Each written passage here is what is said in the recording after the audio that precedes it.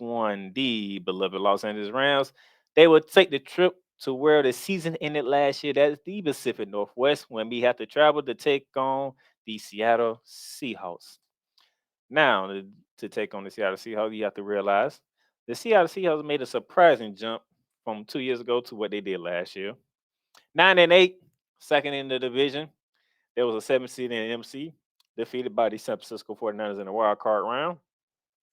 Geno Smith completed just about 70% of his passes, throwing for 4,282 yards, throwing 30 touchdowns to 11 interceptions, having a quarterback rating just under 101. He was the comeback player of the year, rightfully so. And then also to cap it off with the season and off season of Geno Smith, he had a 3-year, $105 million contract extension. So he'll be the starting quarterback for the Seattle Seahawks moving forward, which is something that's nice to know. Their leading runner was Kenneth Walker III in his rookie campaign out of Michigan State. He carried the ball 228 times for 1,050 yards. He had 9 touchdowns. He was a very important figure for the Seattle Seahawks, as when the Seattle can run the ball, that's when Seattle becomes dangerous, is when they run the ball. And they was able to do it just well enough with Kenneth Walker III to get him over 1,000 yards rushing. He had 9 touchdowns. Of course, when you look at the Seattle Seahawks, of course you got to look at that wide receiver duo of DK Metcalf and Tyler Lockett. Metcalf had a 90 catches for 1,048 yards with 6 touchdowns. Tyler Lockett had 84 catches for 1,033 yards and 9 touchdowns. And all season, as I noted when we talked about the Rams, All Pro linebacker Bobby Ratner reunites with the Seattle Seahawks. They gave an extension to kicker Jason Miles. They signed linebacker Devin Bush from Pittsburgh, safety Julian Love from the Giants, and defensive end Draymond Jones from the Denver Nuggets. I mean, from the Denver Broncos, not Nuggets. Sorry, my bad. Denver Broncos. Your departures, I'll come back to the draft. The departures was guard Gabe Jackson, defensive end Shelby Harris, and defensive end Quentin Jefferson. Now, they drafted a couple of names that is interesting here. First off, they drafted cornerback Devon Witherspoon from Illinois. And those who are fans of the Big Ten, you know about Mr. Witherspoon from Illinois, one of the top rated corners coming out of the Big Ten, one of the top corners coming back out in this draft. So they got a good one there. And you see how he adjusts from the Big Ten to the NFL. And that one is speaking of the Big Ten, that wide receiver duo of Metcalf and Lockett might become a wide receiver trio with the draft pick of Jackson Smith Aniba from the Ohio State. One of the top wide receivers in the country last season and 2 seasons ago with the Ohio State Buckeyes. Great size, great route running ability, and great speed. He is a force to be reckoned with.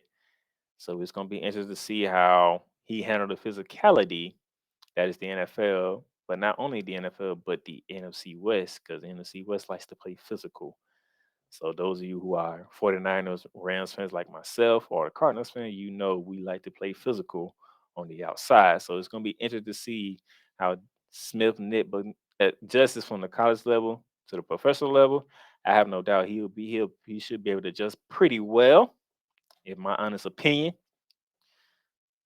And that's going to give Geno Smith another target to go along with Metcalf and Lockett, which them two both went over 1,000 yards last season. And having Smith and Nip on there, he may be in for a breakout season his rookie year. Just planting that out there, even though it's the Seahawks. Last season, the Seahawks swept the Rams. First meeting was in week 13 out in LA when the Seahawks won 27-23.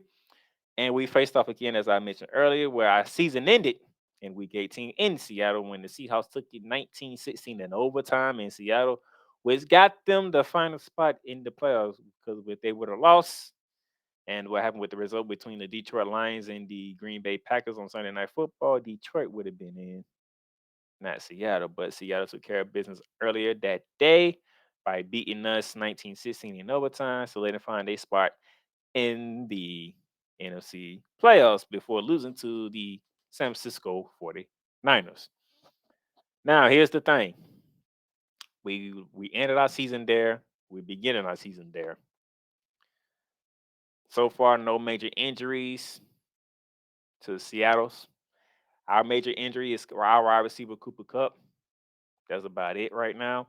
But he's day to day. He'll be fine. He just gonna miss the preseason most likely because our starters don't play preseason anyway. But he'll pass miss the preseason and be ready for week one, ready to go. Here's the thing. It's hard for us to win in Seattle. If you want to look at the history, if you want to look at the LA history of the Rams coming back, us going to Seattle doesn't bode well. You can go back to the St. Louis days. Us going to Seattle doesn't bode well. Now, recently, before last season, we've been whooping on Seattle. We gave them their worst home loss they ever had. And when we had Jared Goff and Todd Gurley in our backfield, when Todd Gurley went off like 3, 4 touchdowns, I believe, just torching the Seattle Seahawks. I like them days are long behind us. It's like the days of the Legion of Boom is long behind the Seattle Seahawks. With everything the Seahawks has done, and they get to open themselves at home. Remember, they opened up at home last year on a Monday night when Russell Wilson came back with the Denver Broncos. They won that game. Now they get to open up their season at home again against a division rivalry against a team that they want to take control back from, like they did last season when they swept us.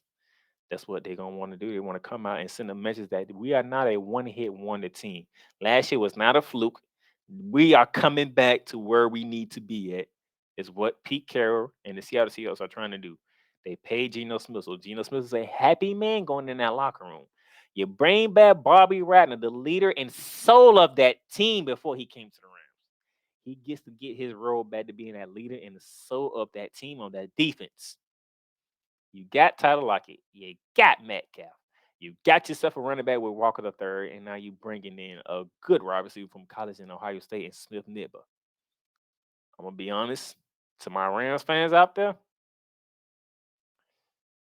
This one goes to Seattle. We're gonna start off the season 0-1. I don't see, I don't see us starting out with a win in Seattle after we lost there. With everything we've been through, we're gonna work kinks out, work everything out. We're not gonna be ready. We're gonna take an L. All right. So that's week one.